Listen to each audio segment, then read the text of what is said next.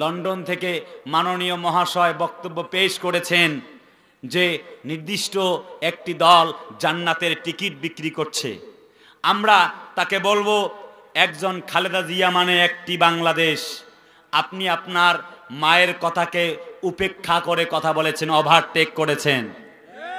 আরে ভাই কথা বলে না কেন রে ভাই? চিল্লায় বলতে হবে, ঠিক কিনা?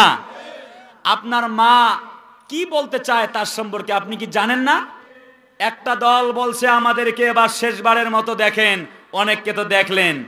উনি বলতে চেয়েছেন যে তাদেরকে আর জনগণ কি দেখবে, 1971 সনে তো তাদেরকে দেখেছে, তারা লক্ষ লক্ষ মানুষকে হত্যা করেছে এবং মা বোনদের ইজ্জত নষ্ট করেছে।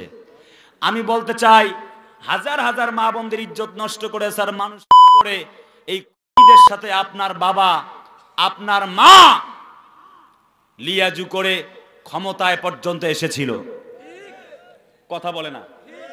আরে কথা বলেন না কেন? তখন তো তারা 1991 সনের সেই জামাত ইসলামকে দেখো, যাদের সাথে আতাত করে তোমার মা পরম শ্রদ্ধেয়া জননী আমার মা খালেদা জিয়া ক্ষমতার মসনদে বসেছিল। 2001 সনের জামাত ইসলামকে দেখো, তাদের সাথে ভর করেই ক্ষমতায় এসে ক্ষমতার মসনদে 2 জন মন্ত্রী পর্যন্ত বানিয়েছিল এই দল থেকে।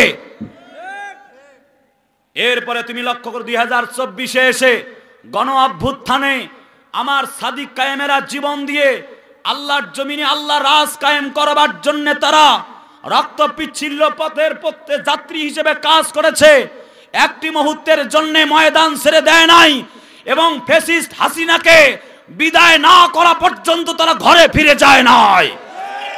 অতএব 2024-এর 5 আগস্টের এই ইসলামী দলগুলির দিকে তাকায়া কথা বলতে হবে।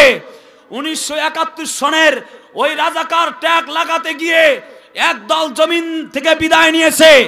আবার যদি কেউ ট্যাগ লাগাতে চায়, আল্লাহর কসম জনগণ তাদেরকেও এই জমিন থেকে বিদায় করতে বাধ্য হয়ে যাবে।